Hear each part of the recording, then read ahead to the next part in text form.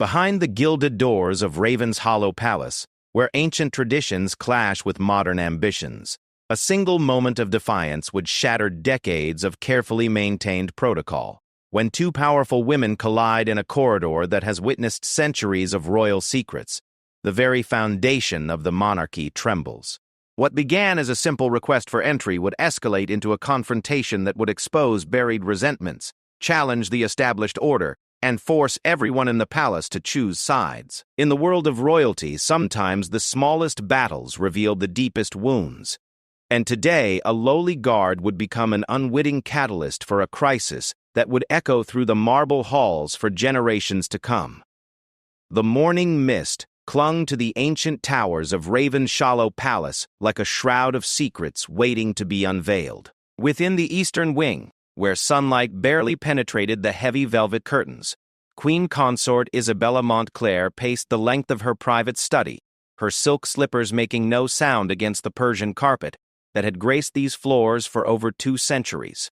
Her fingers drummed against the mahogany desk, a nervous habit she had developed during her 15 years of marriage to King Edmund. The palace had always been a maze of invisible boundaries and unspoken rules, but lately those boundaries had become walls. Isabella could feel them closing in around her, suffocating her influence and diminishing her voice in matters that once fell naturally under her domain. The morning's correspondence lay scattered across her desk, each letter a reminder of how her position had subtly shifted since the arrival of Princess Catherine Ashford, Edmund's daughter-in-law.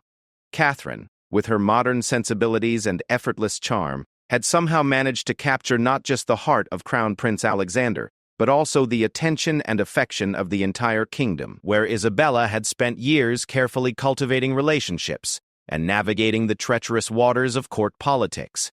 Catherine seemed to glide through palace life as if born to it, despite her relatively humble origins as the daughter of a successful merchant family. The irony was not lost on Isabella.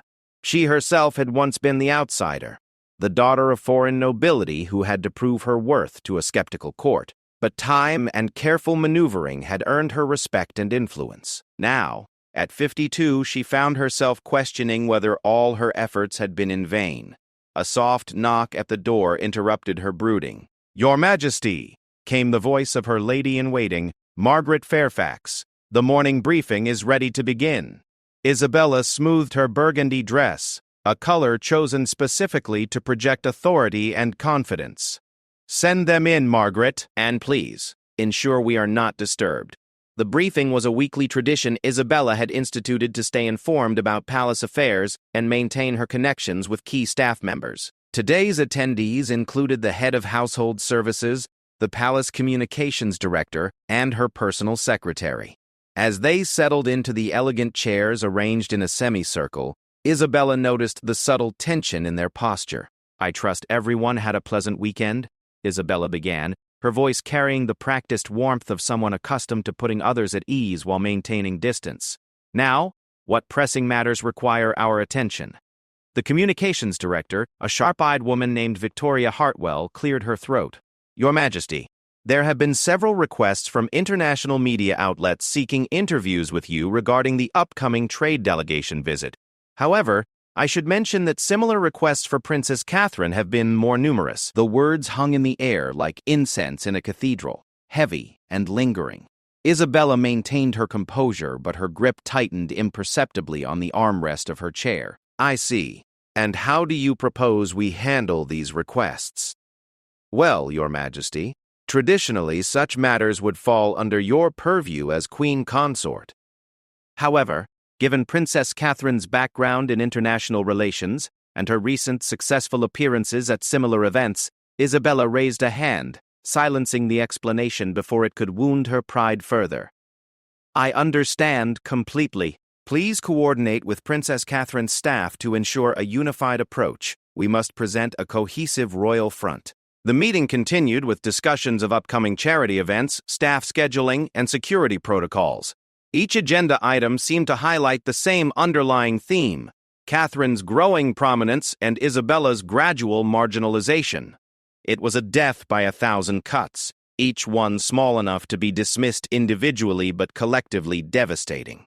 After dismissing her staff, Isabella found herself alone once again, staring out the tall windows that overlooked the palace gardens. The roses were in full bloom, their vibrant colors a stark contrast to the growing shadows in her life.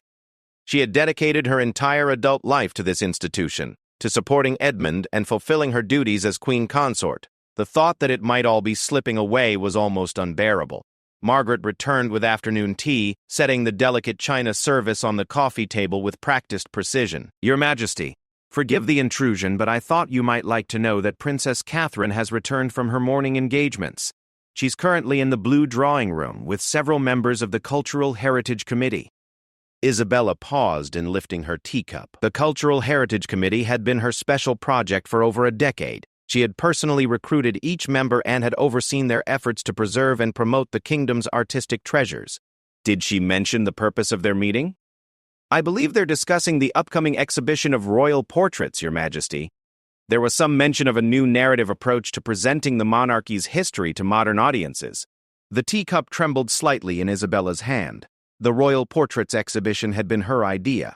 Her baby. She had spent months developing the concept and working with historians and curators to create something meaningful and educational. Now it seemed Catherine was reshaping even that legacy. "Margaret," Isabella said quietly, "please prepare my afternoon schedule. I believe it's time I took a more active role in these proceedings." "Of course, Your Majesty. Shall I arrange a meeting with Princess Catherine?" Isabella considered this for a moment. A formal meeting would be the appropriate protocol, but it would also signal that she needed permission to be involved in her own projects. "No, Margaret. I think a more informal approach would be better. I'll simply join the committee meeting. After all, it was my initiative." Margaret's expression flickered with concern, but she nodded dutifully. "Very well, Your Majesty. The blue drawing room is in the east wing. Shall I accompany you?" "That won't be necessary. I know the way." As Isabella made her way through the palace corridors, her heels clicking softly against the marble floors, she reflected on the strange turn her life had taken. Once these halls had felt like home, each room filled with memories of triumphs and celebrations. Now they felt more like a museum, where she was slowly becoming just another exhibit from a bygone era. The east wing of Ravenshollow Palace was newer than the main structure, built during the renovation of the early 1900s to provide additional reception and meeting spaces. The blue drawing room was particularly beautiful, with its ornate ceiling frescoes and panoramic windows that overlooked the formal gardens. It had been Isabella's favorite venue for hosting dignitaries and conducting important meetings. As she approached the ornate double doors, she could hear voices inside. Catherine's clear, confident tone leading a discussion about modernizing the exhibition's presentation without losing its historical significance. Isabella straightened her shoulders, preparing to enter her own meeting room to reclaim her own project. But as she reached for the elaborately carved door handle, a figure stepped into her path. Guard Captain Thomas Mitchell, a man she had known for over a decade, stood blocking her way with an expression of uncomfortable determination. "Your Majesty," he said, his voice respectful but firm. "I'm afraid this area is restricted at the moment." Isabella stared at him in disbelief, certain she had misheard. "I beg your pardon, Captain Mitchell? The East Wing is currently designated as a private meeting space, Your Majesty. Princess Catherine has requested that the proceedings remain confidential until their conclusion." The words hit Isabella like physical blows. In all her years at the palace, no door had ever been closed to her. She was the queen consort, second only to the king himself in the royal hierarchy. The idea that she could be barred from any room in her own home was incomprehensible. "Captain," she said, her voice carefully controlled despite the rage building inside her, "I believe there has been some misunderstanding. This is a meeting of the Cultural Heritage Committee, which I founded and chair. Surely there has been some mistake." Captain Mitchell's discomfort was evident in the way he shifted his weight and avoided direct eye contact, but his resolve remained firm. "I have my orders, Your Majesty. I'm truly sorry, but I cannot allow anyone to enter without Princess Catherine's explicit permission." The corridor seemed to spin around Isabella as the full implications of the situation sank in. This wasn't just about a single meeting or even the exhibition project. This was about power, position, and respect. Catherine wasn't just taking over her projects. She was effectively declaring that Isabella's authority meant nothing. "I see," Isabella said, her voice dropping to barely above a whisper. "And these orders came from Princess Catherine directly?" "Yes, Your Majesty." She was very clear about the security protocols for today's meeting. Isabella stood there for a moment, feeling as though the ground beneath her feet had shifted fundamentally. The young woman she had welcomed into the family, whom she had tried to mentor and support, had just publicly humiliated her in the most devastating way possible. Not through harsh words or dramatic confrontations, but through the simple, brutal act of exclusion. The sound of laughter drifted through the heavy doors, Catherine's voice rising above the others in animated discussion. They were in Isabella's room, discussing Isabella's project, while she stood in the hallway like a petitioner seeking audience. "Captain Mitchell," Isabella said finally, her voice steady despite the turmoil raging inside her. "Please convey my compliments to Princess Catherine. Tell her that I hope her meeting proves productive." As she turned to walk away, her dignity intact but her heart shattered, Isabella made a decision that would change everything. If Catherine wanted to play games of power and exclusion, then she had chosen a formidable opponent. Isabella had not survived 15 years in the royal spotlight by being weak or naive. She had learned to fight in ways that left no fingerprints, to strike back with such subtlety that her opponents never saw the blow coming. The war for influence at Raven's Hollow Palace had just begun, and Isabella intended to win. The afternoon sun cast long shadows across the palace grounds as Isabella retreated to her private quarters, her mind racing with possibilities and plans. The humiliation at the blue drawing room door had been a wake-up call, but it had also been a gift of clarity. For too long she had been playing defense, trying to maintain her position through tradition and protocol. Now she understood that the game had changed, and she needed to change with it. Her personal study, a sanctuary decorated with photographs from her years of royal service and mementos from state visits around the world, felt different now. Where once these items had represented achievements and memories, they now seemed like artifacts from a fading era. Isabella moved to her private telephone, a secure line that connected her directly to key contacts both within the palace and beyond its walls. "Margaret," she said when her lady-in-waiting answered, "please arrange a private dinner for this evening. Small, intimate. Include Lord Chancellor Morrison, Duchess Elena Blackwood, and Ambassador Richardson. Tell them it's urgent and that discretion is essential." "Of course, Your Majesty. Shall I use the private dining room in your quarters?" "Yes. And Margaret, ensure that our guest list remains confidential. No entries in the official palace calendar." As she ended the call, Isabella felt the familiar thrill of strategic planning that had served her well during her early years at court. She had not climbed to her position through birthright or charm alone. She had learned to read people, to understand their motivations, and to build alliances that served mutual interests. It was time to remember those skills. Meanwhile, in the blue drawing room, Princess Catherine was wrapping up what had indeed been a productive meeting with the Cultural Heritage Committee.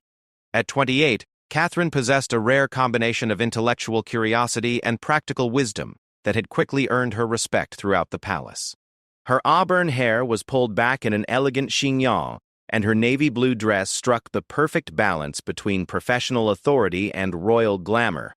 "I think we've made excellent progress today," she said to the assembled committee members, who included 2 distinguished historians, a museum curator, and the palace's head archivist. "The idea of incorporating interactive elements into the exhibition while preserving the historical integrity is exactly what we need to engage younger audiences." Dr. Elizabeth Thornton, a respected historian specializing in royal iconography, nodded enthusiastically. "Your suggestion about including contemporary artists' interpretations alongside the historical portraits is brilliant, Your Royal Highness. It will create a dialogue between past and present that visitors will find compelling." Catherine smiled, but there was a flicker of uncertainty in her green eyes. "I do hope Queen Consort Isabella approves of the direction we're taking. This has been her project from the beginning, and I would never want to overstep." The curator, James Fletcher, exchanged a glance with Dr. Saraceni. Thornton before speaking. "Your Royal Highness, if I may be frank, your fresh perspective has breathed new life into this exhibition. While we all have tremendous respect for Her Majesty's vision, your background in international relations and cultural studies has added dimensions we hadn't previously considered. As the committee members gathered their materials and prepared to leave, Catherine felt a nagging sense of unease. She had specifically requested privacy for the meeting because she wanted to explore ideas freely without the pressure of formal protocol. The last thing she had intended was to exclude Isabella from her own project. In fact, Catherine had been hoping to present the refined concepts to Isabella as a collaboration, not a replacement. Dr. Thornton, she called as the historian reached the door. Before you go, could you tell me honestly, do you think Queen Isabella will feel that we've overstepped our boundaries today? The older woman paused, considering her words carefully. Your Royal Highness, in my experience, change often creates tension, even when it's positive change. Queen Isabella has invested a great deal of herself in this project. How you present these developments to her will be crucial. After the committee members departed, Catherine remained in the blue drawing room, gazing out at the gardens while contemplating her next move. The truth was, she genuinely admired Isabella, but every attempt at collaboration seemed to be misinterpreted as competition, or worse, as a challenge to Isabella's authority. A soft knock interrupted her thoughts. Captain Mitchell entered, his expression troubled.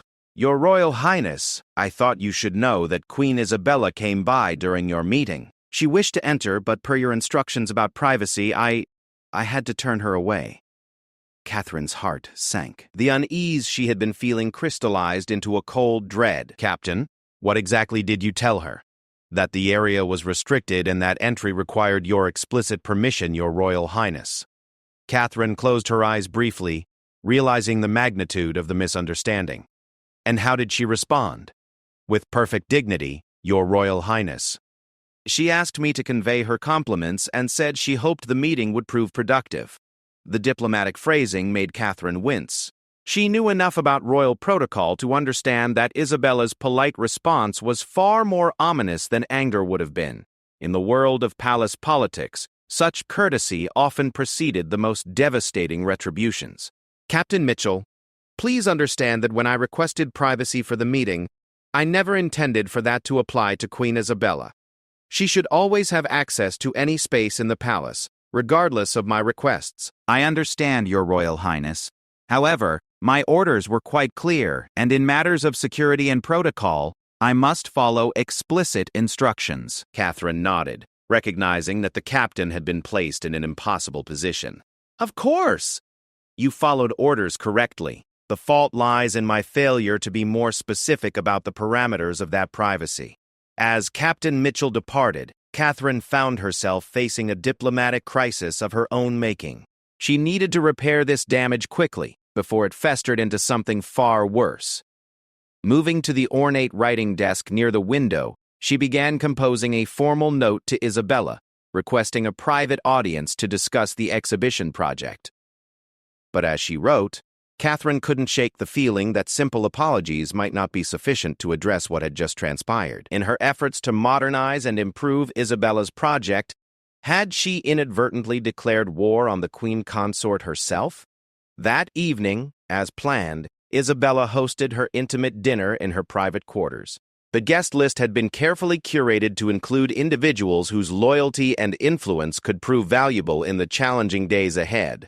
Lord Chancellor Morrison, a silver-haired statesman who had served under 3 monarchs, possessed an encyclopedic knowledge of palace protocol and constitutional law. Duchess Elena Blackwood, Isabella's closest friend and confidant, commanded respect among the traditional aristocracy. Ambassador Richardson, recently returned from a successful posting in France, brought international perspective and extensive media connections. The conversation began with pleasantries and updates on various social and political matters, but Isabella gradually steered the discussion toward more pressing concerns. I've been reflecting lately on the importance of institutional memory, Isabella said as the main course was served, and how easily traditions can be lost when change happens too rapidly. Lord Chancellor Morrison nodded thoughtfully. Indeed, Your Majesty. The monarchy's strength has always rested on its ability to evolve while maintaining continuity. The challenge lies in ensuring that evolution doesn't become revolution. Duchess Elena, reading the subtext perfectly, leaned forward slightly. Are you concerned about specific changes, Isabella? Not changes, precisely, Isabella replied carefully. Rather, I'm concerned about the process of change. When established protocols are disregarded or when long-standing relationships are overlooked, it can create instability that affects everyone. Ambassador Richardson, a keen observer of political dynamics, recognized the opening. In my diplomatic experience, such situations often arise from misunderstandings rather than malicious intent. However, if left unaddressed, they can escalate beyond their original scope. The dinner conversation continued for another hour, with Isabella skillfully planting seeds of concern without ever directly criticizing Catherine or revealing specific incidents. By the time her guests departed, she had accomplished two important objectives. She had begun building a coalition of support, and she had established a narrative that positioned her as the guardian of tradition against forces of destabilizing change. As Margaret helped her prepare for bed, Isabella felt more like herself than she had in months. The powerlessness and uncertainty that had plagued her was being replaced by a sense of purpose and determination. She had identified the battlefield, assessed her resources, and begun implementing a strategy. Margaret, she said as her lady-in-waiting arranged fresh flowers in the bedroom, tomorrow I'd like you to schedule meetings with the heads of all the charitable organizations I patron. It's time I took a more active role in their operations. Certainly, Your Majesty. Should I mention any specific agenda items? Isabella smiled, but there was steel beneath the warmth. Tell them I'm interested in discussing the future direction of royal philanthropy and how we can ensure that our efforts remain true to their founding principles. That night, as Isabella lay in her ornate four-poster bed, she planned her next several moves with the precision of a chess master. Catherine might have youth, charm, and the favor of public opinion, but Isabella had something far more valuable: 15 years of carefully cultivated relationships and an intimate understanding of how power truly operated within the monarchy. The game had begun, and Isabella intended to play it better than anyone expected. The following morning brought with it an unseasonably warm breeze that carried the scent of jasmine through the palace corridors. Catherine had barely slept, her mind churning over the previous day's events and the potential ramifications of the misunderstanding with Isabella. She had sent her formal request for a private audience the evening before, but had received no response by morning. A silence that spoke volumes in the carefully orchestrated world of royal communications. Catherine's personal secretary, an efficient young woman named Sarah Pemberton, entered her study with the morning correspondence and a concerned expression. Your Royal Highness, I've been monitoring the palace communications, and I believe there may be some developments you should be aware of. What kind of developments? Catherine asked, though she suspected she already knew. Several heads of charitable organizations have reported receiving urgent meeting requests from Queen Isabella's office. Additionally, there have been increased communications between Her Majesty's staff and various members of the aristocracy. Catherine set down her coffee cup with deliberate care. I see. And what's your assessment of these activities? Sarah, who had previously worked in the foreign ministry before joining Catherine's household, chose her words carefully. In diplomatic terms, Your Royal Highness, it appears that Queen Isabella may be consolidating her position. The pattern suggests a coordinated response to some perceived threat or challenge. The implications were clear, even if the specifics remained unclear. Catherine realized that what she had hoped to resolve with a simple apology and explanation had already escalated into something much more serious. Isabella was not waiting for explanations. She was taking action. Sarah, please reach out to Prince Alexander's private secretary. I need to brief him on the situation before he hears about it from other sources. Meanwhile, 3 floors above in the royal family's private apartments, Crown Prince Alexander was reviewing intelligence briefings with his own team of advisors. At 31, Alexander had inherited his father's analytical mind and his mother's diplomatic instincts, but he had also developed a modern sensibility that sometimes put him at odds with palace traditions. When Sarah's request came through, Alexander immediately recognized the urgency in Catherine's tone. Their marriage, while genuinely loving, was also a partnership in navigating the complex world of royal duties and public expectations. He trusted Catherine's judgment implicitly, but he also understood the delicate dynamics that existed between his wife and his stepmother. "Clear my schedule for the next hour," he instructed his private secretary. "And please ensure our conversation remains confidential." Catherine arrived at Alexander's private office within minutes, her usual composure slightly strained by the stress of the situation. Alexander rose to greet her, noting the tension in her posture and the shadows under her eyes. "What's happened?" he asked without preamble, gesturing for her to sit in one of the comfortable armchairs arranged near the window. Catherine recounted the previous day's events in precise detail, from the Cultural Heritage Committee meeting to Captain Mitchell's blocking of Isabella's entry, to the flurry of activity that had followed. Alexander listened without interruption, his expression growing increasingly grave as the story unfolded. "So Isabella was literally turned away from her own meeting," he said finally, his voice carefully neutral. "Alexander, you have to understand that was never my intention. I requested privacy for the committee meeting because I wanted to explore ideas freely, not because I wanted to exclude anyone, certainly not Isabella." Alexander stood and moved to the window, gazing out at the grounds where tourists were beginning their daily tours of the public areas of the palace. "Catherine, I believe your intentions were innocent, but you have to understand that from Isabella's perspective, this looks like a very public dismissal of her authority. I know that now. I've requested a private meeting to explain and apologize, but she hasn't responded. She won't meet with you privately, at least not yet," Alexander said with certainty. "Isabella is far too sophisticated to be seen as reacting emotionally to this situation. She'll take time to consider her response carefully." Catherine felt a chill run down her spine. "What do you think she'll do?" Alexander returned to his chair, his expression thoughtful and troubled. "Isabella has spent 15 years building relationships and establishing herself in this role. She won't give up influence without a fight, and she's very good at palace politics. She'll likely try to isolate you by demonstrating that she has deeper, more established connections within the royal network. Can you talk to her? Explain what really happened?" "I could, but it might make things worse. If I intervene on your behalf, she might interpret that as the entire royal family taking sides against her. Right now, this is between you and Isabella. If it escalates to include father or me directly, it becomes a constitutional crisis." The weight of that possibility settled over them both. Catherine had never intended to challenge the fundamental structure of the monarchy, but she was beginning to understand how easily personal conflicts could spiral into institutional crises. "What would you recommend?" she asked. Alexander considered carefully. "Give her time to make her move. Let her demonstrate whatever point she's trying to make. Then respond strategically, not reactively. Isabella's strength is in behind-the-scenes maneuvering, but your strength is in public engagement and direct communication." As they spoke, neither was aware that Isabella was indeed making her moves with characteristic precision.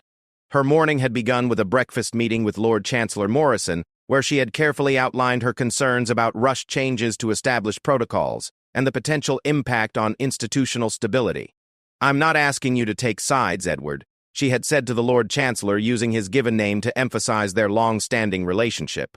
"I'm simply asking you to consider the precedent we're setting when traditional channels of consultation are bypassed." Morrison, who had witnessed many palace intrigues over his decades of service, recognized the opening gambit of a serious political campaign. "Isabella, you know I have great respect for both you and Princess Catherine. However, if you're asking for my counsel, I would say that any concerns about protocol should be addressed through formal channels."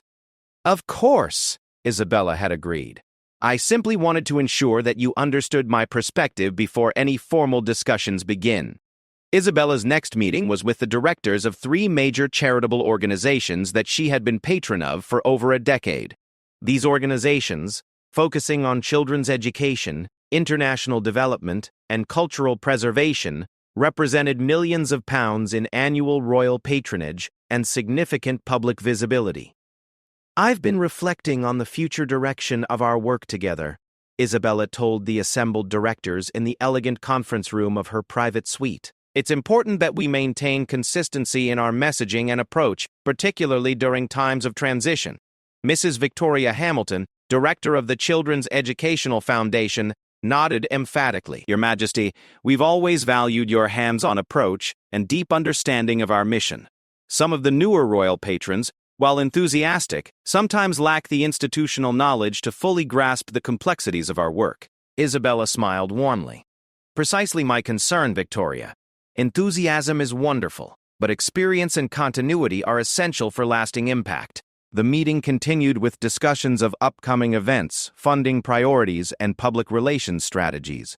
By its conclusion, Isabella had effectively reinforced her position as the more experienced and reliable royal partner for these organizations. When similar meetings occurred with other patron organizations over the coming days, the message would be consistent.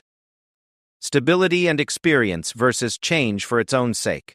Isabella's afternoon was dedicated to a strategy session with Duchess Elena Blackwood, her closest advisor and friend. Elena, who possessed both old money connections and modern media savvy, had spent the morning making discreet inquiries about Catherine's support network and recent activities. The general consensus, Elena reported over tea in Isabella's private sitting room, is that Catherine is well-liked but still viewed as somewhat of an outsider by the traditional establishment. Her strengths are clearly with younger demographics and international audiences. And her weaknesses? Isabella asked. She lacks deep connections within the established charitable and cultural networks. Most of her support comes from people who appreciate her fresh perspective rather than from those with long-standing institutional loyalty. Isabella absorbed this information with satisfaction. It confirmed her assessment that Catherine's power base, while visible and vocal, was not particularly deep or resilient. A sustained campaign of quiet opposition from established networks could significantly undermine Catherine's effectiveness without appearing overtly confrontational. What about the media situation? Isabella inquired. Interesting development there, Elena said with a slight smile. I've had calls from 2 major journalists asking about rumors of tension between you and Catherine. I denied everything, of course, but the fact that they're asking suggests word is already spreading through palace channels. This was exactly what Isabella had hoped for. The story would build momentum naturally, without her having to actively promote it. Soon, the narrative of a power struggle between the established queen consort and the ambitious newcomer would become part of the palace's ongoing drama. Elena, I want you to organize a small gathering for next week. Nothing formal, just a social evening for some of our longtime friends and supporters. Let's remind everyone why continuity and experience matter in these roles. As the day progressed, Isabella felt increasingly confident in her strategy. She was not attacking Catherine directly. Instead, she was simply demonstrating her own strengths and the value of her established relationships. When the inevitable conflict became public, she would be positioned as the experienced guardian of tradition, while Catherine would appear as an ambitious newcomer who had overreached. That evening, as Isabella reviewed the day's accomplishments, she reflected on how much the situation had clarified her own priorities and strengths. The previous day's humiliation had been transformed into an opportunity to reassert her position and demonstrate her continued relevance. She had no intention of destroying Catherine. That would be both unnecessary and potentially damaging to the monarchy itself. But she was determined to establish clear boundaries and ensure that future changes happened with appropriate consultation and respect for established authority. The game was proceeding exactly as Isabella had planned, and she was several moves ahead of her opponent. The palace awakened to an unusual tension that seemed to permeate even the most routine morning activities. Staff members moved through their duties with an added layer of caution, sensing that something significant was shifting in the carefully balanced ecosystem of royal life. Conversations were quieter, glances more meaningful, and the normal flow of information had become strategic and selective. Catherine spent her morning in meetings with international development organizations, an area where her expertise and passion were undeniable. The contrast between these productive, energizing conversations and the growing palace intrigue was stark. Here, discussing clean water initiatives in developing nations and educational programs for refugees, Catherine felt competent and purposeful. It was only when she returned to the palace that the weight of the Isabella situation settled back on her shoulders.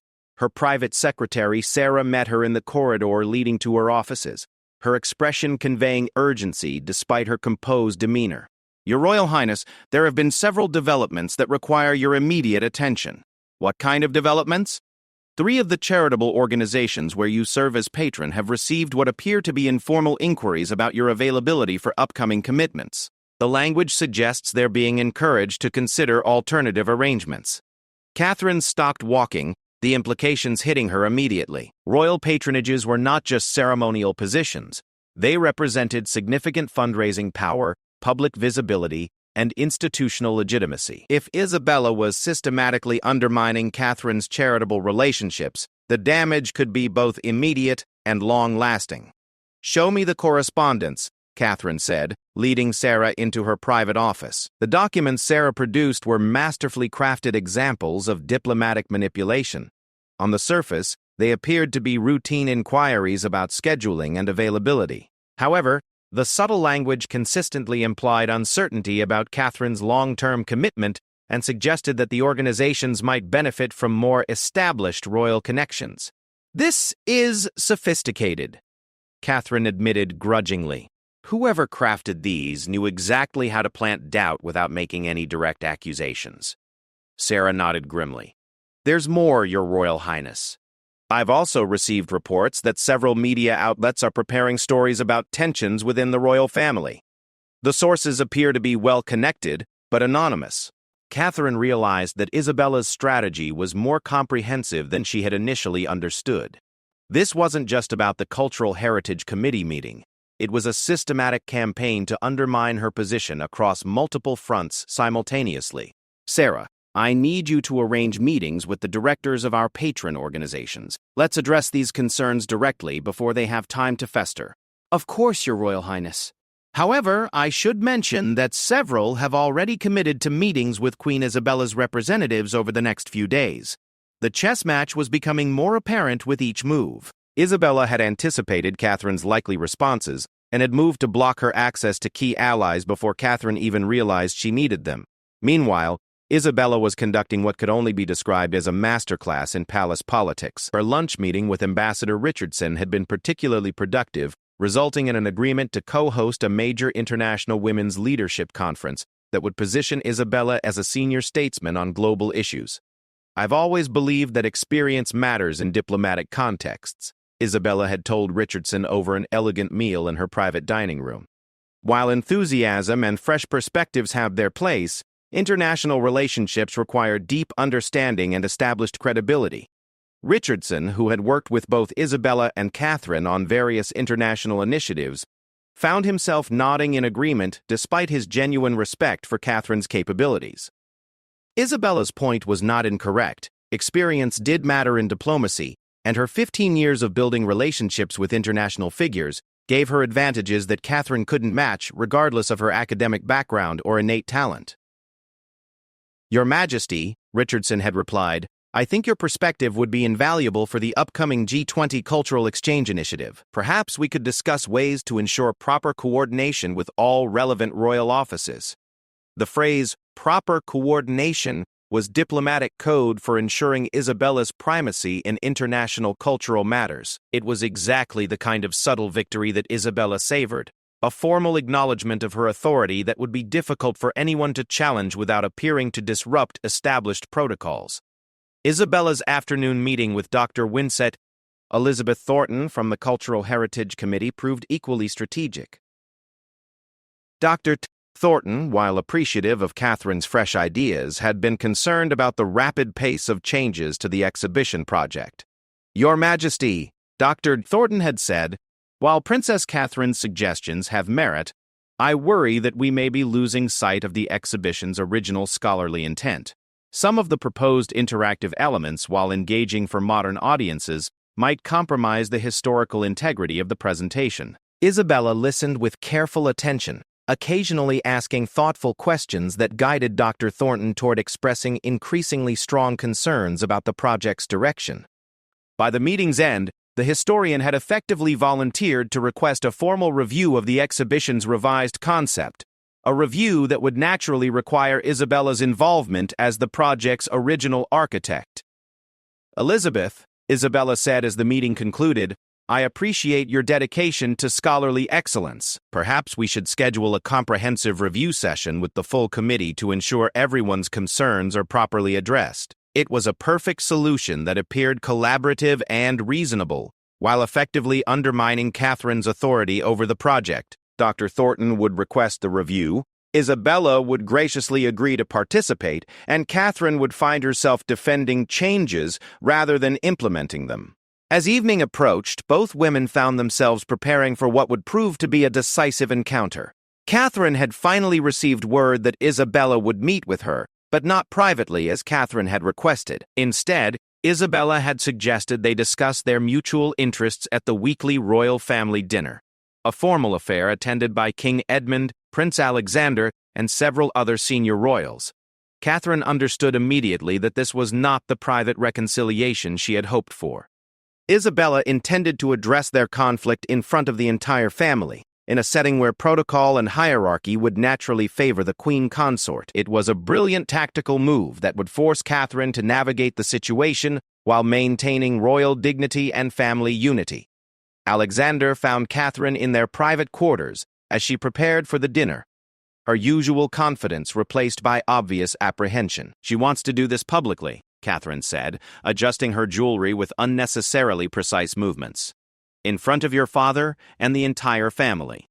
"That's classic Isabella," Alexander replied, his tone mixing admiration and frustration. "She's ensuring that any discussion happens on her terms, in a setting where she has natural advantages. What should I expect?" Alexander considered carefully. "Isabella won't attack you directly. That would be unseemly and could backfire. Instead, she'll likely raise concerns about communication, coordination, and respect for established processes. She'll position herself as someone trying to solve problems rather than create them." "And how should I respond?" "Honestly, but carefully. Don't try to match her at palace politics. That's her domain, and she's had 15 years to perfect her technique. Stick to substance and acknowledge legitimate concerns while defending your genuine contributions." As they made their way to the family dining room, Catherine reflected on how quickly her life had changed. Just days earlier, she had been focused on meaningful projects and positive contributions to the monarchy. Now she found herself preparing for what amounted to a formal interrogation by her mother-in-law, in front of the most important figures in her new family. The royal family dining room was an intimate space by palace standards, seating only 12 people around an antique table that had hosted generations of royal conversations. King Edmund presided at the head, with Isabella to his right and Catherine to Alexander's left. The arrangement was traditional and hierarchical, immediately establishing the power dynamics that would govern the evening's conversation. Dinner conversation began with safe topics, recent state visits, upcoming ceremonial events, and general discussion of international affairs. Catherine contributed appropriately but found herself hyper-aware of Isabella's every word and gesture, waiting for the moment when the real discussion would begin. It came, as Alexander had predicted, in the form of seemingly innocent concern about coordination and communication. "Edmund," Isabella said during a lull in conversation, "I've been thinking about how we might improve coordination on our various cultural and charitable initiatives. Sometimes I worry that our efforts might overlap or even conflict if we don't communicate more effectively." King Edmund, a thoughtful man who generally preferred to avoid family politics, nodded diplomatically. "Coordination is certainly important, Isabella. Do you have specific suggestions?" Isabella's answer was a masterpiece of diplomatic language that managed to raise serious concerns while appearing completely reasonable and collaborative. She spoke about the importance of institutional memory, the value of established relationships, and the need for careful consultation before implementing significant changes to long-standing programs. Catherine realized with growing alarm that Isabella was systematically presenting their conflict as evidence of broader problems with communication and respect for established authority. Without ever mentioning the Cultural Heritage Committee incident directly, Isabella was creating a narrative that positioned Catherine as someone who acted unilaterally and disrespected established processes. When King Edmund turned to Catherine for her response, she found herself in exactly the position Isabella had intended, defending her actions rather than explaining her contributions. The dinner conversation would prove to be a turning point in their conflict, establishing battle lines that would define palace dynamics for months to come. The royal family dinner had concluded with polite pleasantries and carefully maintained facades, but the underlying tensions had been impossible to ignore.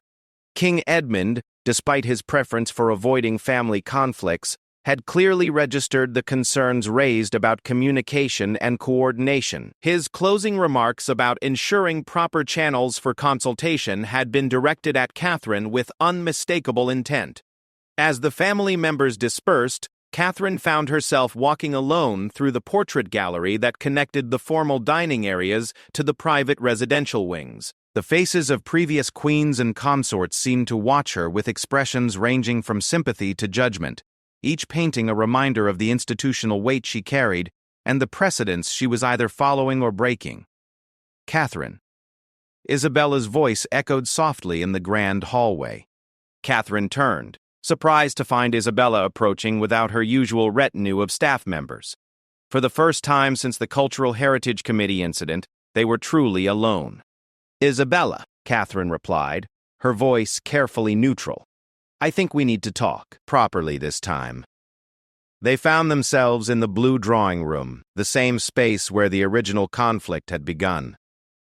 The irony was not lost on either woman as they settled into facing chairs near the ornate fireplace. The late evening light filtered through the tall windows, casting long shadows that seemed to emphasize the gravity of their conversation. "I owe you an explanation," Catherine began, but Isabella raised a hand to stop her. "Before you say anything, I want you to understand something," Isabella said, her voice carrying a weight that hadn't been present during the dinner performance. "This isn't really about the committee meeting or the exhibition project." Catherine remained silent, recognizing that Isabella was about to reveal something significant. "When I married Edmund 15 years ago, I was very much like you are now," Isabella continued. Enthusiastic, full of ideas, eager to make a meaningful contribution. "I thought I could simply be myself and let my work speak for itself." Isabella stood and moved to one of the windows, gazing out at the illuminated gardens. "What I didn't understand then and what you're learning now is that being royal isn't about individual achievement. It's about fitting into a system that's larger and older than any of us." "Isabella, about the committee meeting. The committee meeting was a symptom, not the disease," Isabella interrupted, turning back to face Catherine. "The real issue is that you've been operating as if you can simply focus on doing good work and ignore the politics. But in this life, the politics is the work." Catherine felt a chill of recognition. "You're saying I've been naive." "I'm saying you've been human," Isabella replied with surprising gentleness. "But naive? Yes, probably that too." The admission hung between them like a bridge that neither was quite ready to cross. Catherine realized that Isabella was offering something she hadn't expected. Not forgiveness, but understanding. And perhaps, eventually, guidance.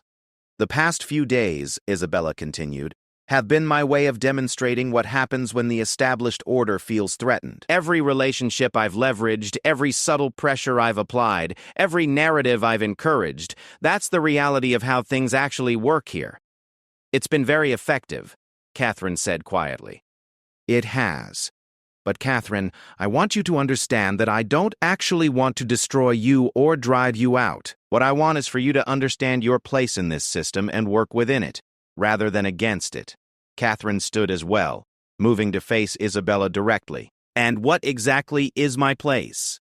Isabella smiled for the first time since their conversation began, but it was a complicated expression that mixed warmth with steel. "That's up to you to determine. But it has to be a place that recognizes hierarchy, respects established relationships, and values consultation over unilateral action.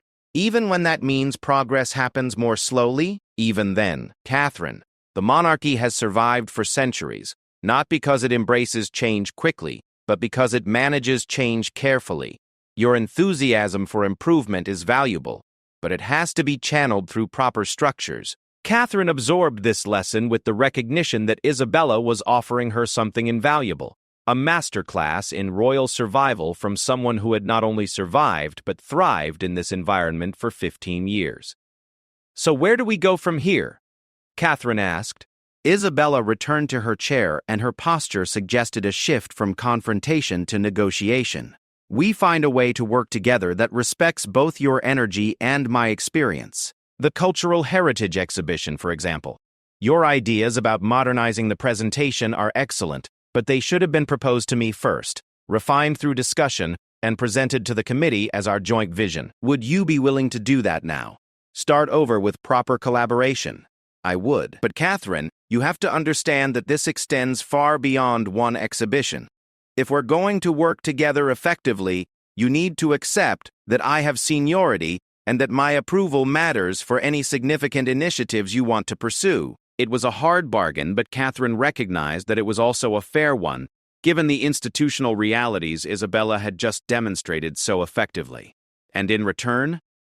In return, you get the benefit of my relationships, my experience, and my support, which, as I think you've learned this week, are considerable assets in this environment. Catherine considered the offer carefully. Part of her rebelled against accepting what felt like subordinate status to someone who was technically her equal in the royal hierarchy. But the rational part of her mind recognized that Isabella's proposal was both realistic and potentially beneficial for everyone involved. There's one thing I need to know, Catherine said finally. If I agree to this arrangement, will you help me repair the damage that's been done this week? The charitable organizations, the media speculation, the concerns that have been raised about my judgment. Isabella's smile became more genuine. Catherine, if you agree to work with me rather than around me, I'll not only help you repair that damage, I'll help you build something stronger than what you had before. It was, Catherine realized, exactly the kind of deal that someone with Isabella's political skills would offer, a solution that addressed the immediate crisis while establishing new rules that favored Isabella's long-term interests. But it was also a genuine offer of partnership from someone whose abilities Catherine had learned to respect even as she had experienced them as an opponent. All right, Catherine said, extending her hand. Partners, with appropriate hierarchy and consultation. Isabella shook her hand with obvious satisfaction. Partners. Over the following weeks, their new arrangement proved remarkably effective. The Cultural Heritage Exhibition was relaunched as a joint initiative that combined Catherine's innovative presentation concepts with Isabella's institutional knowledge and established relationships. The result was a project that received widespread praise for successfully modernizing royal history without sacrificing scholarly integrity. The charitable organizations that had received concerning inquiries were reassured through carefully orchestrated meetings where Isabella and Catherine appeared together, presenting a united front that emphasized continuity and collaboration. The media stories about royal tensions were gently redirected toward narratives about successful partnership between generations. Most importantly for Catherine's long-term success, Isabella began including her in the informal networks and strategic discussions that truly governed palace life. Catherine learned to navigate the subtle distinctions between public positions and private negotiations, between formal protocol and personal relationships. The transformation wasn't without its challenges. Catherine had to accept that many of her initiatives would take longer to implement and would require more consultation than she had initially expected. She also had to acknowledge that her role would always be somewhat secondary to Isabella's, while Edmund remained king. But she also discovered that working with Isabella, rather than around her, provided access to resources and influence that she could never have developed independently. Isabella's endorsement carried weight with international partners, established media relationships, and traditional charitable networks that had taken decades to build. 6 months later, as Catherine reviewed the success of their various joint initiatives, she reflected on the lessons learned during those difficult days when Captain Mitchell had blocked her from the blue drawing room. The humiliation she had felt then seemed almost quaint compared to her current understanding of palace politics and power dynamics. Isabella had taught her that being royal wasn't about individual achievement or personal satisfaction. It was about understanding systems, managing relationships, and accepting that sometimes the most important victories were invisible to the public eye. The guard who had refused her entry had unknowingly precipitated one of the most valuable education experiences of Catherine's royal career. In trying to protect the privacy of a committee meeting, he had exposed her to the reality of palace power structures and forced her to confront her own assumptions about how change happened in institutional environments. As Catherine prepared for another joint meeting with Isabella about expanding their international cultural exchange programs, she realized that the woman who had once seemed like an obstacle had become one of her most valuable allies. The price had been accepting a hierarchy that sometimes chafed against her independent instincts, but the benefits had proven to be worth the compromise. The palace corridors that had once felt like a maze of invisible barriers now felt like familiar territory that she could navigate with confidence. She understood the rules, respected the relationships, and had learned to channel her enthusiasm for positive change through structures that could sustain and amplify her efforts. And whenever she passed the blue drawing room, Catherine remembered the moment when a guard's refusal to let her enter had ultimately opened doors she hadn't even known existed.